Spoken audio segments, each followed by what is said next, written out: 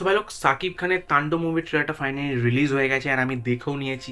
আর এটাকে ট্রেলার না বললেও চলে, কারণ 1 মিনিটের, ইয়েস 1 মিনিটের ট্রেলার হচ্ছে এটা। তো এটাকে ট্রেলার কাম টিজার বললেও চলে। আর আমি যত জানতে পেরেছি যে এই তাণ্ডব মুভিটা কিন্তু অলরেডি বাংলাদেশের রিলিজ হয়ে গেছে।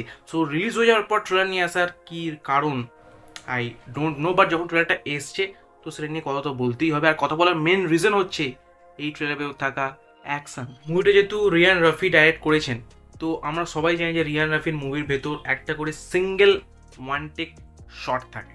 অ্যান্ড ভাই এখন স্লো মোশনে অ্যাকশন হওয়ার জামানাটা চলে গেছে, যেরকম হিরো স্লো মোশনে ঘুষি মারবে আর গুন্ডা ডিগবাজি খেয়ে পড়বে, তো এইটা এখন চলে গেছে। এখন ওয়ান টেক শট বেশি মুভিতে চলে আসে, দেখতে পাই আলাদা একটা লেভেল একটা মজা আসে। অ্যান্ড এই ট্রেলারের ভেতর একটা সিন আছে জেলের ভেতর, যেখানে সাকিব খান ফাইট করছে সেখানকার অবভিয়াসলি পুলিশদের সাথে।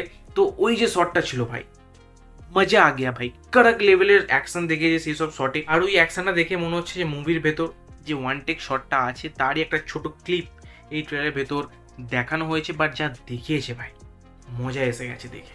ইয়েস, অ্যান্ড তার পাশাপাশি তুমি যদি সাকিব খানের ডায়লগ ডেলিভারি একটু ভালো করে লক্ষ্য করো, তুমি কিন্তু নিজের ভয়েসটা একটু আলাদা করেছেন, একটু চেঞ্জ করে বলেছেন। অ্যান্ড তার পাশাপাশি ওনার যে লুকটা আছে সেটা পুরোপুরি কিন্তু ভিলেন টাইপের, মানে উনি একটা অ্যান্টি হিরোর ক্যারেক্টার প্লে করতে চলেছেন এই মুভির ভেতর, যার একটা মেবি ডার্ক পাস্ট থাকবে। আর ওনার ডার্ক পাস্টটাই এই মুভির মেবি আসল স্টোরি হতে চলেছে।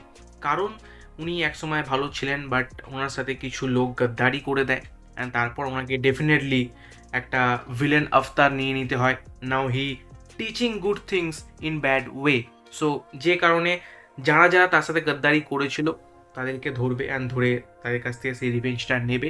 অ্যান্ড তার মাঝামাঝি বুঝতে পারছো চোর পুলিশের একটা খেলাও রিয়ান রাফি এই মুভির ভেতর অ্যাড করেছে, ট্রেলার থেকে যতটুকু আমি বুঝতে পারলাম। আর ট্রেলারে একেবারে শেষে যে ডায়লগটা দেবে সাকিব খান, যে গল্পে কি টুইস্ট থাকবে না, নাহলে পাবলিক তো বোর হয়ে যাবে।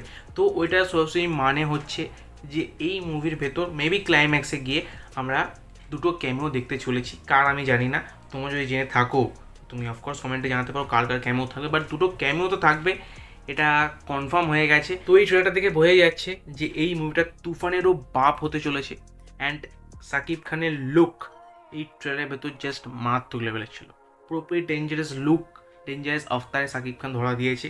অ্যান্ড তার পাশাপাশি এই মুভির অ্যাকশন অ্যান্ড বিজিএমের যে কম্বিনেশনটা সেটা মিলে দিলে ট্রেলারটা পুরোপুরি তাণ্ডব করে দিয়েছে। সো তোমার কেমন লাগলো সাকিব খানের এই তাণ্ডবের ট্রেলারটা? তুমি অফকোর্স কমেন্টে জানাতে পারো তোমার ওপিনিয়ন। বাকি আমি অক্ষয় কুমারের হাউসফুল 5 নিয়েও কথা বলেছি, তো তুমি যাও গিয়ে আমার সেই ভিডিওটাকে চেক আউট করতে পারো। তোমার সাথে দেখা হবে ঠিক সেই ভিডিওতে। So by.